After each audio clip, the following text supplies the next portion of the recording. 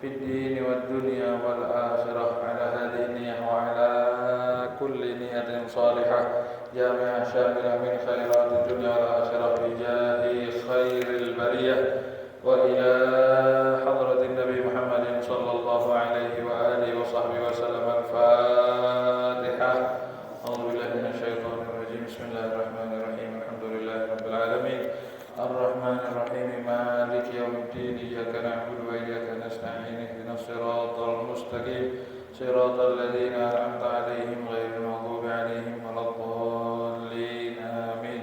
لا إله إلا الله لا إله إلا الله لا إله إلا الله محمد رسول الله لا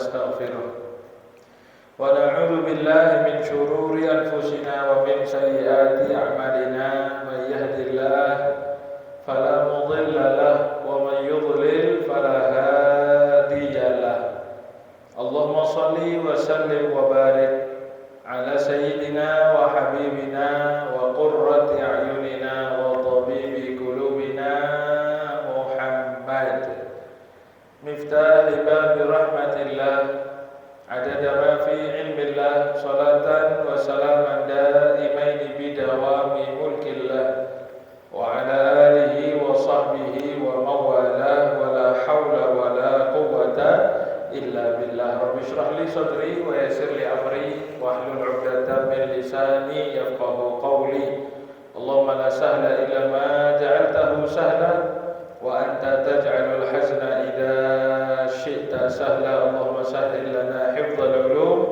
وهب لنا وسع الفهوم بجاه النبي المعصوم وآله وصحبه أجمعين أما بعد. Para hadirin wal hadirat, para jamaah muslimin muslimat rahimakumullah. Syukur alhamdulillah pada pagi hari ini kita bisa kembali ditakdir hadir oleh Allah Subhanahu wa taala. Alhamdulillah untuk bisa melangkahkan kaki kita dipermudah oleh Allah Subhanahu wa taala untuk bisa hadir di tempat-tempat yang merupakan tempat turunnya rahmat dan ridha dari Allah Subhanahu wa taala. Kita berharap mudah-mudahan melangkah kaki kita di dalam kebaikan selalu mendapatkan hal yaitu istiqomah dari Allah Subhanahu wa taala sampai akhir hayat kita. Mudah-mudahan bisa kita tutup, kita akhiri dengan kalimat la ilaha illallah Muhammadur Rasulullah sallallahu alaihi wasallam dalam keadaan husnul khatimah. Amin amin ya rabbal alamin. Para hadirin wal hadirat, para jamaah rahimakumullah. Sedikit mari kita pagi hari ini membahas pembahasan yaitu fiqhus sirah. Ya, yang kita ambil memang dari kitab yang juga berjudul Fiqhus Sirah. Apa artinya Fiqhus Sirah? Fiqhus Sirah itu artinya fikih. Fikih itu pelajaran. Ya. Fiqhus Sirah berarti artinya pelajaran-pelajaran yang bisa diambil dari sirah alias tarikh. Sirah Nabawiyah berarti pelajaran, berarti perjalanan hidup ke kenabian yang ada hubungannya dengan Rasulullah sallallahu alaihi wasallam. Nah, fiqhus sirah ini ya ini pembahasan tidak kita baca satu persatu tapi garis besarnya bagaimana dikatakan di sini dalam mempelajari sejarah-sejarah Rasulullah sallallahu alaihi wasallam. Beliau sang pengarang Syekh Muhammad Said Ramadan Al-Buti, beliau memberikan kepada kita beberapa poin-poin pelajaran yang bisa diambil dari sirah baginda Nabi Muhammad sallallahu alaihi wasallam. Namun sebelum ada pelajarannya, sedikit akan kita ceritakan secara ringkas saja ya. Kalau mau cerita detail panjang. Kalau kepingin detail lagi ngaji yang lebih panjang lagi ini. Saya di rumah ada pengajian rutin setiap sore. Kok kali promosi, bukan promosi dagang nih, Pak. Memang dagangan, tapi dagangan akhirat. Jadi tidak boleh malu untuk dagangan akhirat. Saya mau nge-share pengajian, kari isin status terus. Lah yang dagangan sarung, dagangan minyak wangi, dagangan baju, dagangan sepatu, itu tidak malu nge-share kok. Kita yang dagangan akhirat malu-malu ya, tidak perlu malu, share saja. Ingatkan. Kadang-kadang kita hanya tidak bisa hadir, orang yang diingatkan malah yang bisa hadir, dan itu termasuk bagian pahala. Kita tidak bisa hadir, tapi teman kita barokah lihat status kita malah hadir. Itu walaupun kita tidak hadir ikut tertulis pahala. Kalau gitu nge-share bae sing bisa hadir. Ya, jangan. Ya, tidak hadir itu ketika kita memang tidak bisa, tidak ada masalah tidak hadir. Tapi bukan berarti ketika kita tidak hadir terus Tidak boleh nge-share, enggak. Justru kita kepingin tetap pahala sebagai orang yang hadir dengan cara membagikan itu yang akhirnya dilakukan oleh orang lain. Rasulullah Shallallahu Alaihi Wasallam dalam hadis beliau bersabda, "Man dalla ala khairin kafailihi." Barang siapa yang menunjukkan kebaikan, maka dia akan dapat pahala sama seperti pelaku kebaikannya. Jangan kasih kabar orang, Mas, sampeyan niku salat duha. Salat duha itu namanya salat bayar utang tagihan kepada Gusti Allah. Loh, tagihan terus pundi? Rasulullah niku bersabda, yang saya tidak hafal hadisnya, mungkin kita bisa menyampaikan begitu. Ya tidak perlu bawa hadis, akhirnya ngarang terus.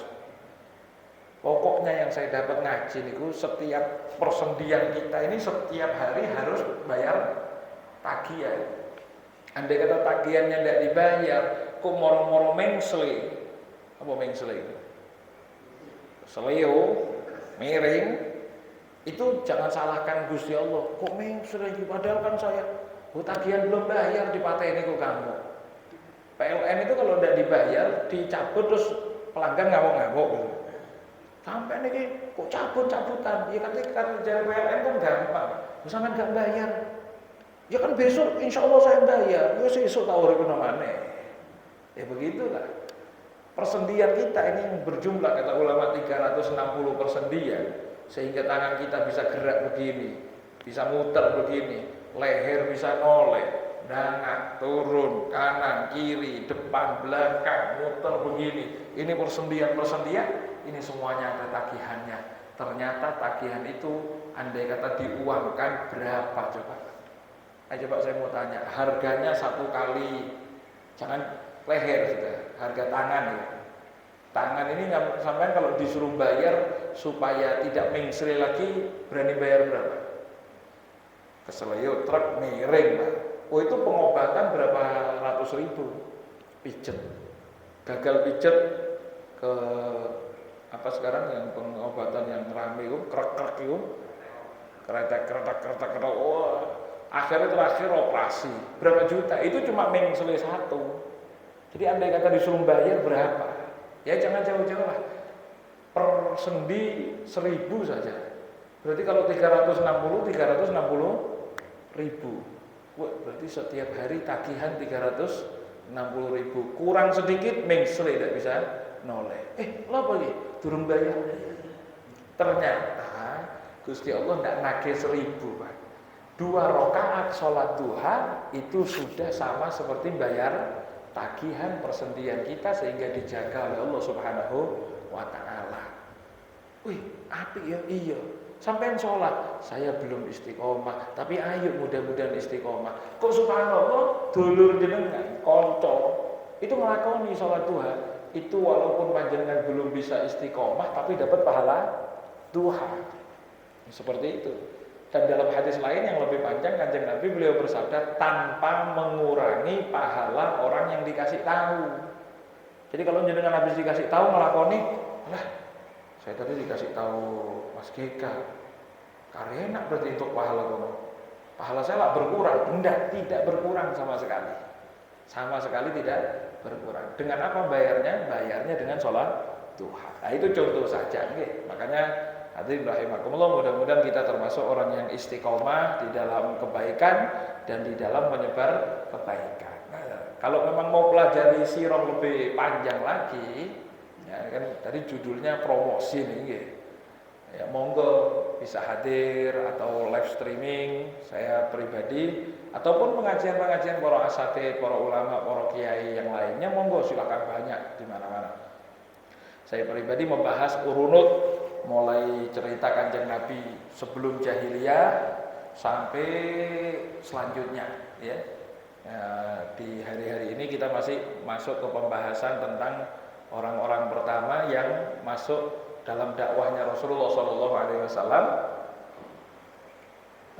di dalam dakwah sirron, dakwah rahasia atau dakwah sembunyi-sembunyi ya Kanjeng Nabi itu setiap sore. Bisa diikuti sekitar jam 3:30, jam 4:45 ya di live streaming atau monggo dengan masuk datang ke rumah silahkan ya. Sebelum maghrib sudah selesai, belum jam 5 insya Allah sudah selesai. Ya. Nah, masuk kita ke pembahasan di sini, hadirin rahimakumullah. Rasulullah Shallallahu Alaihi Wasallam ini secara singkat ya. Kanjeng Nabi baginda Rasul Shallallahu Alaihi Wasallam yang kita panuti itu bernasab yaitu Muhammad, nama beliau bin Abdillah, putranya Pak Abdullah. Loh kok Abdillah, Beb? Abdullah itu sami mawon, tergantung susunan bahasa Arabnya. Kalau habis bin berarti Abdillah. Kalau kita kan Abdillah, Abdullah beda ada, Pak. Pak Abdillah enten, mboten enten Pak Abdillah mriki, Abdullah enten. Beda jauh nggih. Tapi kalau dalam bahasa Arab sama. Tergantung susunan katanya. Berarti kalau jenengan dengar bin Abdillah, lho kok bin Abdillah? Sami mawon. Bin Abdul Muttalib, bin Hashim, bin Abdi Manaf, bin Qusay, bin Kilab, bin Murrah, bin Ka'ab, bin Lu'ay, bin Ghalib, bin Fihr, bin Malik, sampai terakhir nasabnya beliau yang bersambung kepada Nabi Ibrahim, yaitu dari putranya yang yaitu Nabi Ismail alaihi salatu wassalam ya. Perlu diketahui hadirin rahimakumullah, Kanjeng Nabi baginda Rasul sallallahu alaihi wasallam, beliau itu dilahirkan oleh Allah termasuk dari bangsa alias suku Quraisy. Suku Quraisy ini salah satu suku yang ada dari golongan bangsa Arab. Jadi Kanjeng Nabi itu berbangsa Arab. Singkatnya begitu saja, singkatnya begitu saja. Dan itu ternyata disebutkan oleh Rasulullah SAW bahwasanya nasabnya Kanjeng Nabi dari ayah ibu ke atas itu semua adalah nasab yang terjaga min adronil jahiliyah, dari kekejian ataupun hal-hal jorok, kotor, hal-hal yang tidak pantas yang dilakukan oleh bangsa jahiliyah. Jadi kalau jahiliyah dulu ada adat kumpul kebo, orang tuanya Kanjeng Nabi, mulai dari Kanjeng Nabi, ayahnya, ibunya ke atas, semuanya terbebas dari namanya kumpul kebo. Jadi kemudian bagaimana, Beb? Semuanya nikah. Kalau dulu ada adat-adat macam-macam, semuanya orang tua Kanjeng Nabi sampai ke atas terbebas dari itu semua. Dan Kanjeng Nabi dipilih oleh Allah Subhanahu wa taala dalam sebuah riwayat hadis Imam Muslim. Rasulullah SAW bersabda, Innallaha astafa Kinanata min waladi Ismaila, wastafa Quraisyan min Kinanah, wastafa Hashiman min Quraisyin, wastafani min Bani Hashim. Kanjeng Nabi beliau bersabda, Allah Subhanahu wa taala itu memilih gen-gen terbaik, memilih suku yang dipilih oleh Allah di antara putra-putra keturunan Nabi Ismail, ya. Itu Allah Subhanahu wa taala memilih suku Kinanah. Dari suku Kinanah Allah Subhanahu wa taala pilih lagi namanya suku Quraisy. Ya. Kalau di lagunya anak-anak itu apa? Dari Quraisy ternama gitu ya. Dari suku Quraisy. Lah dari suku Quraisy juga keturunannya banyak sekali. Jadi kalau kita mau bahas suku Quraisy itu banyak. Ternyata dari suku Quraisy Kanjeng Nabi dipilih dari bangsa Bani Hashim. Dari bangsa Bani Hashim. Nah, kemudian disebutkan di sini poin pertama, sebagaimana kata beliau, kami jelaskan nasab mulia beliau dan bagaimana ternyata Kanjeng Nabi itu dipilih oleh Allah dari suku Arab, kemudian dari bangsa Arab dari suku Quraisy. Maka perlu diketahui Kanjeng Nabi Shallallahu Alaihi Wasallam itu berarti bersuku Arab. Gampangnya Arab kan gitu nggih. Arab sebetulnya Arab. Dari bangsa Arab ini kemudian perlu kita ketahui, kata Imam Syekh Muhammad Said Ramadan Al-Buti, termasuk daripada hal yang mengikuti judul mahabbah ke Kanjeng Nabi. Jadi kalau ada orang yang ngaku mahabbah ke Kanjeng Nabi, harus secara otomatis ada perasaan cinta juga kepada kaumnya Kanjeng Nabi. Jadi kalau ada orang yang ternyata masih mangkel, pegel, benci, apalagi terus hasut, terus tidak senang kepada bangsa Arab, berarti belum menemukan cinta kepada Kanjeng Nabi. Ya tidak mungkin, tidak mesti begitu. Ya, coba contoh saja. Jenengan cinta kepada ibu jenengan orang Madura. Misal contoh saja ini, misal saja, ini belum tentu semuanya memang asli kenyataan begitu. Misal sedunia ini orang Madura itu banyak eleknya. Contoh ini tidak nyata nih. Misal jenengan otomatis ketika cinta dengan ibu, otomatis cinta Madura apa tidak? Cinta Madura. Walaupun jenengan tahu orang Madura itu banyak elek, tidak bisa, tetap kecintaan itu pasti otomatis. Bagaimana mungkin ada orang yang cinta kepada ibunya dari bangsa Madura, ternyata tidak senang sama suku Madura, tidak bisa.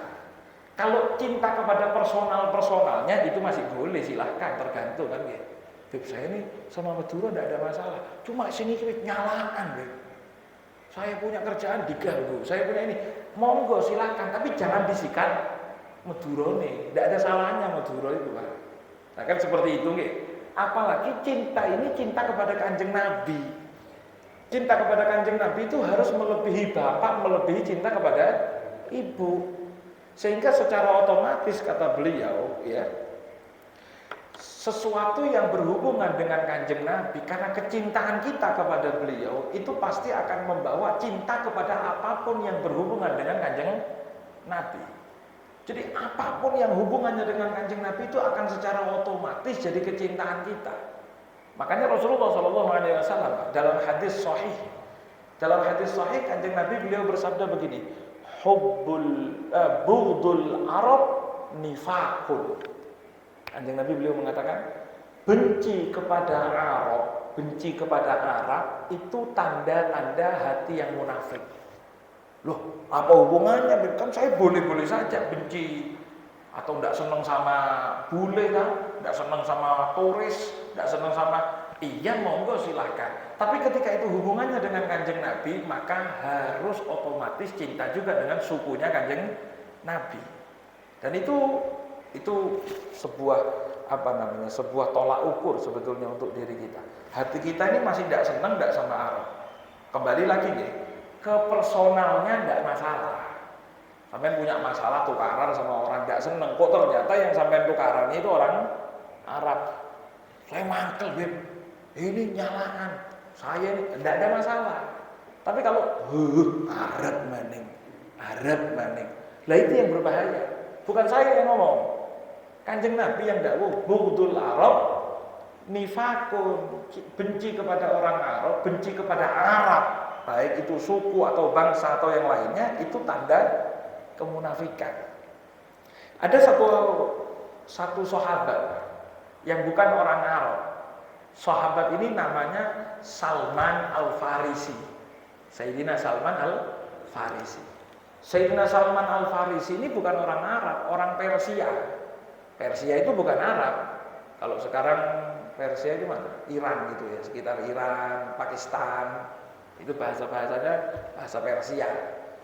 Nah, itu bukan orang Arab, beda sama orang Arab, beda-beda jauh. Okay? Bahasa Persia sama bahasa Arab jauh. Walaupun yang paham bahasa Arab tidak paham bahasa Persia. Saya ketemu orang Pakistan, ketemu orang Iran, masih umroh itu dijak ngomong bahasa Arab ya tidak nyambung. Saya dijak ngomong Pakistan ditambah mumet. Ya, berarti memang beda. Lah Sayyidina Salman Al-Farisi ini dari Persia. Masuk Islam, saking cintanya sama Kanjeng Nabi. Dalam sebuah hadis Kanjeng Nabi ini dawuh, Salman minna ahlul bait. Salman minna ahlul bait. Salman itu termasuk kita, keluarga saya, kata Kanjeng Nabi. Saking napa? Akrabnya, cintanya sama Kanjeng Nabi. Salman itu dulurisun, keluarga besar saya. Ternyata dalam sebuah hadis Kanjeng Nabi pernah dawuh ke Sayyidina Salman. Sebetulnya ini lebih pasnya bukan ke Sayyidina Salman, tapi sebetulnya memberi pelajaran kepada kita. Bukan ke Sayyidina Salman, karena Sayyidina Salman insya Allah tidak akan melakukan ini. Wong cinta sampai seperti itu disebut keluarga. Apa kata Kanjeng Nabi, Pak? Kanjeng Nabi tiba-tiba mengatakan begini ke Sayyidina Salman, "Ya Salman, la tubghidni fatufariqu dinak." Salman, jangan sampai ya kamu benci sama saya. Jangan sampai ya kamu benci sama saya. Kenapa? Fatufariqu dinak. Kalau kamu sampai benci kepada saya, berarti kamu itu akan pisah dengan agama. Maksudnya keluar dari Islam. Jangan sampai lo ya benci Kanjeng Nabi. Benci Kanjeng Nabi berarti kamu pisah dari Islam. Bukan orang Islam lagi kalau sampai benci sama Kanjeng Nabi. Ketika didhawuhi seperti itu, Sayyidina Salman Al-Farisi, beliau spontanitas mengatakan kepada Rasulullah, "Ya Rasulullah, kaifa ubghiduka wa bika hadani Allah." Kanjeng Nabi, gimana mungkin saya akan benci kenjenengan Kanjeng Nabi? Wong saya ini dapat hidayah aja berkatnya panjenengan. Saya ini bisa Islam, bisa tahu hidayah, bisa dapat ini semua barokahnya panjenengan. Gimana saya panjenengan suruh jangan sampai benci panjenengan? Mustahil, seakan-akan begitu. Ternyata Kanjeng Nabi ngomong begini. Apa kata Rasulullah? Tubghidul araba fatubghiduni. Memang kalau orang bilang saya benci Kanjeng Nabi, tidak mungkin Kanjeng Nabi, masa saya benci? Ternyata kata Rasulullah, ada orang bisa benci Kanjeng Nabi. Bukan langsung benci Kanjeng Nabi. Tubghidul araba, kamu benci sama Arab, berarti kamu benci sama saya, kata Rasulullah. Berarti orang yang benci Arab itu, saya tidak ngomong Arab Saudi, ya, bukan Arab sebagai negara Arab Saudi, bukan. Tapi sebagai suku kesatuan itu bangsa Arab. Ketika ada orang yang benci Arab, berarti benci Kanjeng Nabi. Dawuhe sinten niku? Sampai enak di orang Arab. Bukan saya, masalah saya orang Arab. Andai kata saya orang Cina lahir, itu tetap ngomong ini, Pak. Karena ini omongan hadis, bukan omongan saya. Jadi kalau ada orang bilang, "Oh, saya tidak mungkin benci Kanjeng Nabi." Iya, tidak mungkin. Tapi kalau benci Arab mungkin. Nah, ketika benci Arab berarti Anda benci Kanjeng Nabi, dan Kanjeng Nabi yang dawuh seperti itu. Lah kalau kita tanya, ada orang Muslim benci Kanjeng Nabi? Tidak ada. Ada orang Muslim benci Arab? Banyak. Dan akhir-akhir ini semakin gencar. Bahaya. Bukan saya yang dawuh. Itu hadis-hadis sahih-sahih, sampai lihat sudah. Riwayatnya Imam Bukhari, riwayatnya Imam Muslim, riwayat ini. Tanda kemunafikan dalam hati mulai adanya benci Arab. Silakan sampai saya tidak setuju politiknya Arab Saudi. Ya tidak ngomong cinta Arab Saudi sampai itu negara. Tapi kalau sudah ada Arab, Arab mana? Nah ini yang bahaya, yang tidak boleh itu. Kenapa? Karena ketika itu ngomong no Arab berarti sudah menyatu dengan darah daging atau sukunya Kanjeng Nabi. Nah ketika sudah nyambung sama Kanjeng Nabi, tidak ada pilihan kecuali harus cinta. Walaupun andai kata kita ini punya masalah sama orang Arab, tapi ketika itu Arab, hubungannya dengan Kanjeng Nabi. Karena apapun yang berhubungan dengan Kanjeng Nabi harus dan wajib kita cintai. Walaupun itu hal yang biasa. Makanya hati-hati, Pak. Semua hal, contoh. Orang makan pakai tangan kanan. Itu hal biasa apa hal istimewa? Saya mau tanya. Normalnya itu hal biasa apa istimewa? Biasa, kan gitu logikanya itu kan biasa gitu. Namanya orang ya sudah langsung, kecuali yang ngidal ya memang kiri mulai dari kecil. Cuma hadirin rahimakumullah, ketika makan tangan kanan itu dipraktekkan oleh Kanjeng Nabi, apalagi sampai diperintahkan oleh Kanjeng Nabi, maka makan dengan tangan kanan bukan lagi hal biasa. Kenapa? Karena hubungannya bukan masalah makannya toh, tapi ini perintahnya Kanjeng Nabi. Ini pernah dilakukan oleh Kanjeng Nabi. Maka bukan nilainya biasa. Makanya ketika kita makan tangan kanan karena niat ikut Kanjeng Nabi dapat pahala. Kok bisa? Padahal secara otomatis itu makan sudah mulai kecil karena tangannya kanan, bukan ngidal ya. Tapi bukan masalah kanan atau kirinya, tapi masalah sudah pernah apalagi diperintahkan oleh Kanjeng Nabi. Dan itu berlaku pada semua hal. Contoh. Baju di negara Arab sana, mulai dari zamannya Kanjeng Nabi, itu pakai gamis. Gamis niku baju yang lanjut dari atas ke bawah, Kalau dulu 20 tahun yang lalu saya kecil itu biasa dipakai gamis, itu orang-orang nyaut, lanang-lanang gaya rock. Karena memang masih jarang. Sekarang gamis ini sudah banyak di mana-mana kan gitu, karena gampangnya media sosial, banyak orang yang berangkat umroh pulang bawa gamis, itu biasa. Dulu saya kecil enggak, dipakai gamis itu rada isin. Kenapa? Rock. Saya mau tanya, Abu Jahal dulu itu pakai gamis apa tidak? Pakai. Abu Jahal, Abu Lahab pakai gamis apa tidak? Pakai. Tapi begitu Kanjeng Nabi pakai gamis, bahkan dalam riwayat dikatakan ahabbus thiyabi ilal Nabi sallallahu alaihi wasallam al-qamis.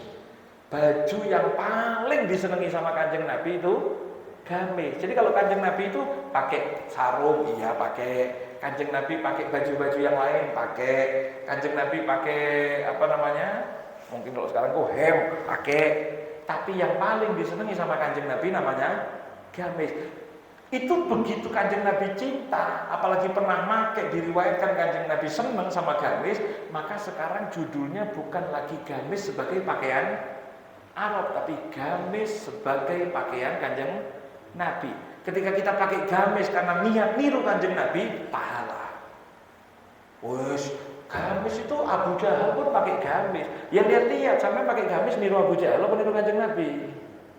Ya pokoknya pakai gamis tidak dapat pahala. Ya niru Abu Jahal, dosa malah.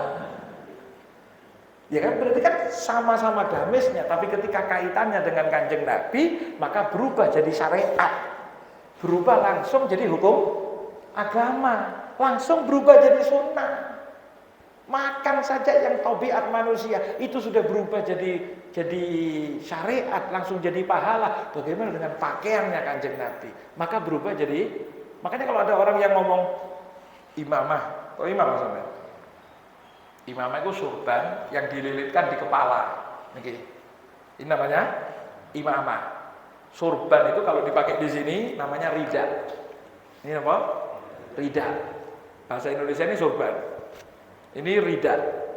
Kalau dipakai di begini, ya kayak Wali Songo, sampai mungkin lihat foto-fotonya para kiai, para alim ulama pakai. Ini apa namanya ini? Ini namanya imamah.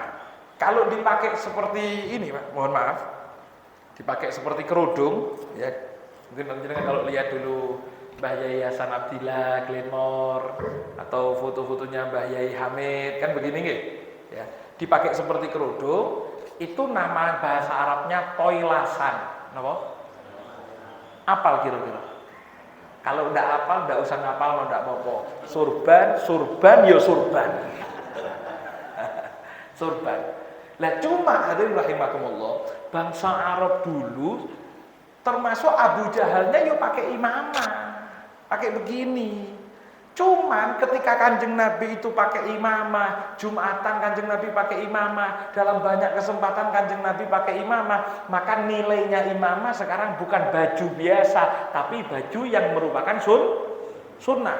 Berarti ketika ada orang yang mau pakai imamah, kan sama-sama Abu Jahal, betul, tapi niatnya dia bukan karena Abu Jahal, tapi karena itu baju pernah dipakai oleh Kanjeng Nabi. Sunnah sekarang berubah jadi syariat, karena hubungannya dengan Kanjeng Nabi. Lah apalagi darah dagingnya Kanjeng Nabi, apalagi sukunya Kanjeng Nabi, apalagi coba hadirin rahimakumullah, kalau kita mungkin zaman terakhir ini kan tambah aneh-aneh, kita ini didu sama sesuatu yang ada hubungannya sama Kanjeng Nabi. Mohon maaf, ini terang-terangan sudah. Apapun yang hubungan sama Kanjeng Nabi didu, pokoknya kudu benci lama-lama. Arab. Mari ngono terakhir keluarga dengan Kanjeng Nabi, putune Kanjeng Nabi disikat, ini disikat. Apa masalahnya? Karena memang ada sifat kemunafikan yang Kanjeng Nabi dawuhkan di situ. Ini bukan ngomong begini karena saya Arab, bukan, tapi ini memang kenyataan yang Rasulullah SAW sampaikan. Benci gamis. Apa salahnya gamis itu apa? Gamis itu tidak nyala. Sampai seneng batik silahkan, tidak disalahkan. Kecuali ada hadis dilarang pakai batik, aja digawe.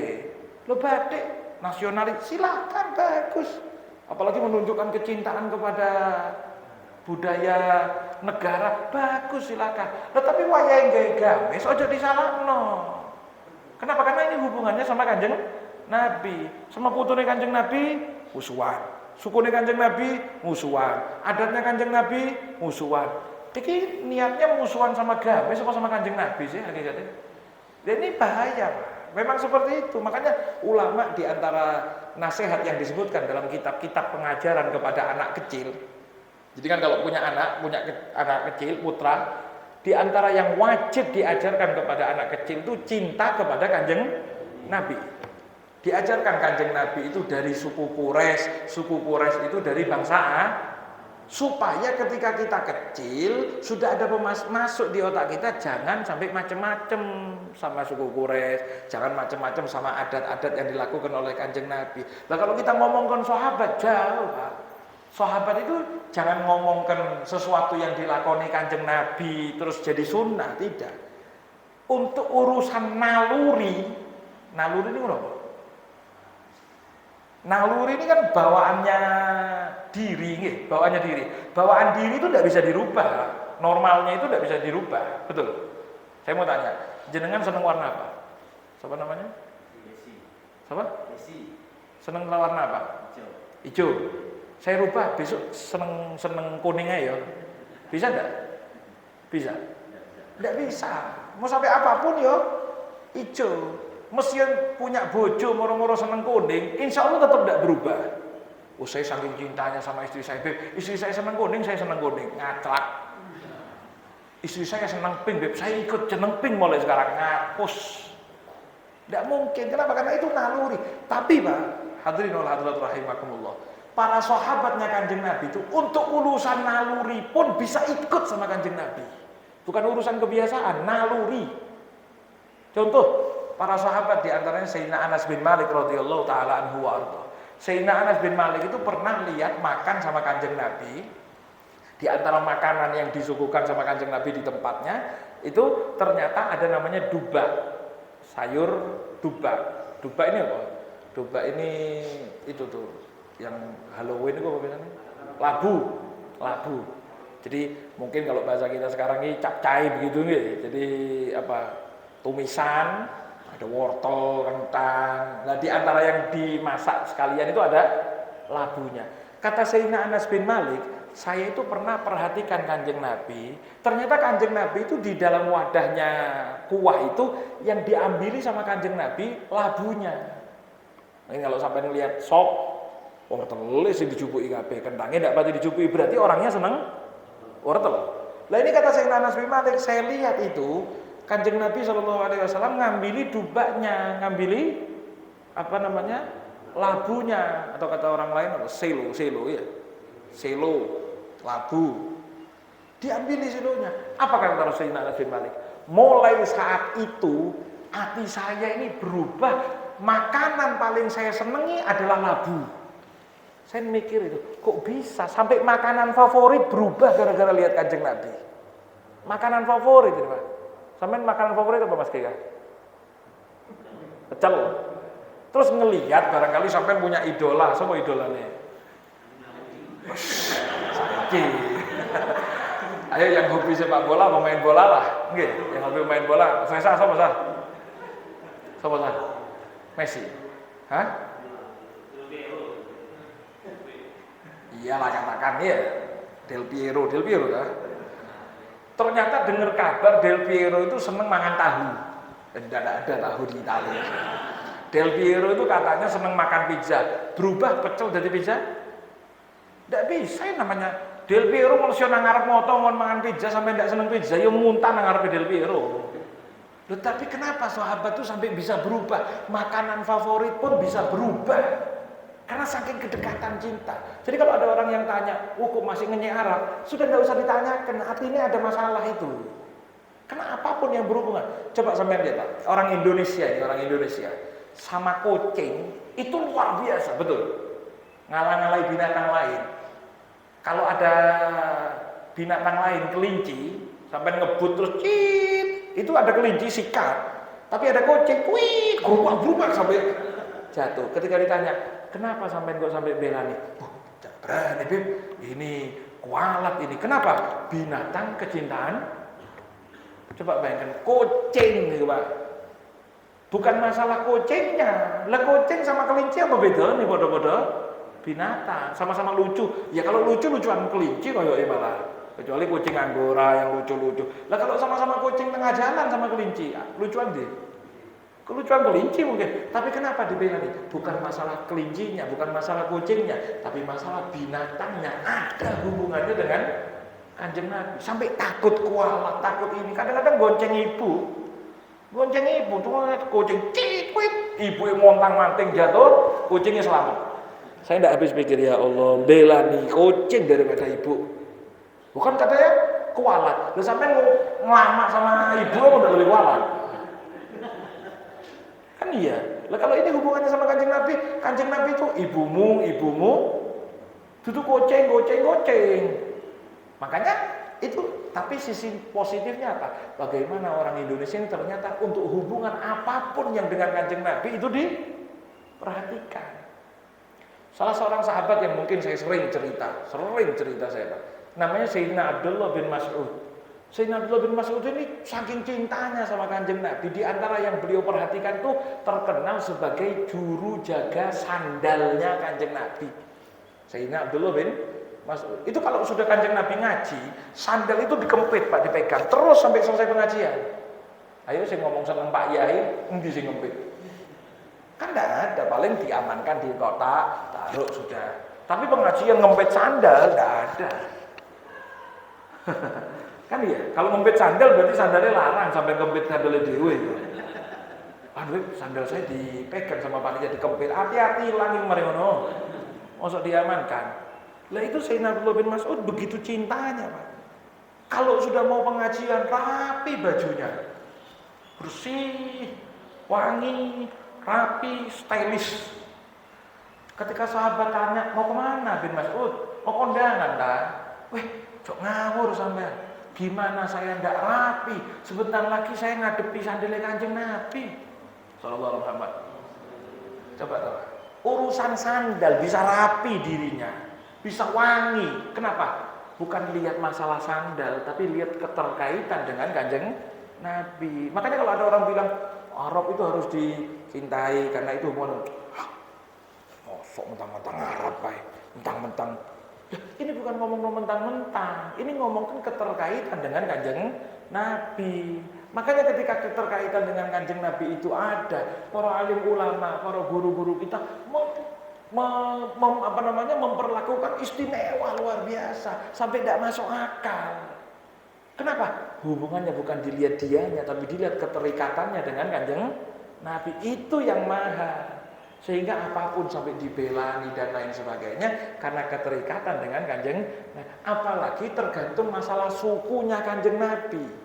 Sebagaimana saya jelaskan di awal, kalau ibu kita dari suku tertentu saja bisa membuat kita ini punya perasaan fanatik lebih kepada sukunya ibu kita, bagaimana itu dengan Kanjeng Nabi? Harusnya lebih fanatik mana? Lah kita ini sementara ini lebih fanatik sama ibu kita, betul, wajar, normal. Tapi kita harus lebih fanatik kepada Kanjeng Nabi. Sebagaimana kita fanatik dengan sukunya ibu bapak kita.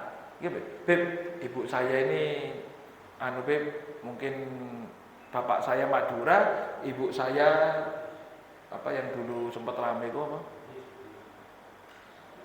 Dayak, nggih, Dayak. Saya mau tanya, ketika perang Madura sama Dayak belon ndi? Ya ndak lebih wong saya ini sama-sama keturunan Dayak sama keturunan Madura. Betul, karena memang sampai sudah ada darah daging dan kefanatikan kepada orang tua itu harus seperti itu. Fanatik suku harus.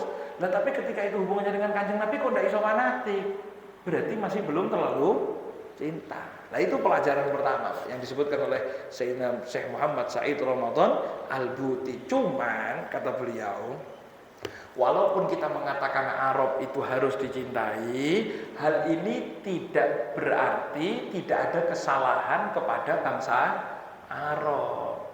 Kesalahan itu pasti ada. Bahkan ada keturunan Kanjeng Nabi pun ada. Beb, ini keturunan Kanjeng Nabi, tapi kok keturunan Kanjeng Nabi itu bukan Kanjeng Nabi, Pak. Keturunan Kanjeng Nabi itu orang lain, cuma ada keterikatan dengan Kanjeng Nabi. apapun yang dia lakukan tidak mempengaruhi cinta kita karena ada keterikatannya dia dengan Kanjeng Nabi. Perkara salah ya salah no. Sebagaimana keterikatan cinta kita kepada orang tua. Mohon maaf. Ini mungkin omongan kelihatan agak frontal. Nggih, mohon maaf. Ibu kita cinta, bahkan surga ada di telapak kaki ibu kita. Saya mau tanya, ibu kita, contoh mohon maaf, ibu kita melakukan kesalahan. Salah. Misal, jangan ibu kita lah, ya ngomong ibu kita, tadi tidak enak mah. Anak cinta sama ibunya nyolong, kalau Bu Indomaret nyikat, seret. Saya mau tanya, ibunya salah apa benar? Ibunya salah. Anak ini harus memperhatikan ibunya, hormat apa tidak? Hormat. Terus ketika ditanya, ibumu salah apa enggak? Ya harus ngomong salah, ketika salah. Tapi bukan berarti ketika salah nang ngarepe ibu, bubuk maling sampean ibu. Dosa itu ngomong begitu. Kenapa? Walaupun salah bukan berarti kudu nuding. Tapi tetap tunjukkan rasa hormat walaupun kita akui ada kesalahan. Begitu juga dengan anak keturunannya para alim ulama. Kita cinta sama Gus, keturunan kiai. Kita keturunan kiai saja kita bisa cintai. Loh, keturunan Kanjeng Nabi tidak bisa cinta, ini apa masalahnya? Oh Beb, ini Gus pambeng Beb, silahkan sampean studi. Tapi aja noding sampean ki Gus tampleng sira Lek. Itu namanya ngelama, bukan sama anaknya, ngelama sama bapaknya, Pak. Tapi salah. Mungkin kita bisa ngomong dengan baik ke bapaknya, Pak Yai ngapunten, niki Gus tadi ngampleng sak kamar dikamplengi nggih. Insyaallah Gusnya sendiri ya, apa? Yang ngamuk kiainya, Pak. Tapi bukan berarti terus besok noding, kapok sira, ajar kene sira Lek. Tidak boleh. Kenapa?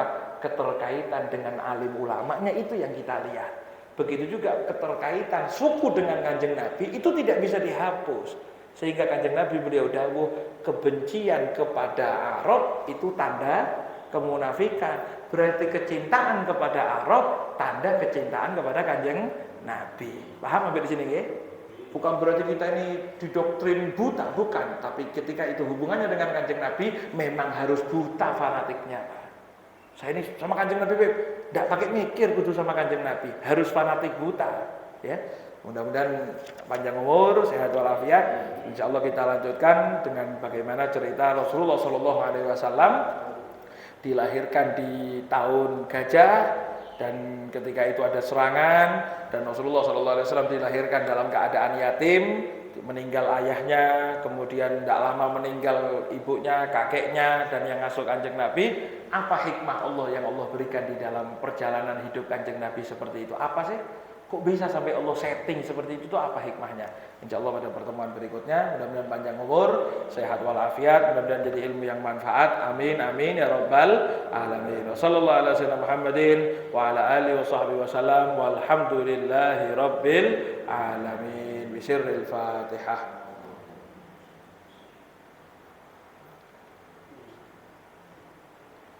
Ghairil maghdubi alaihim waladdallin. Amin.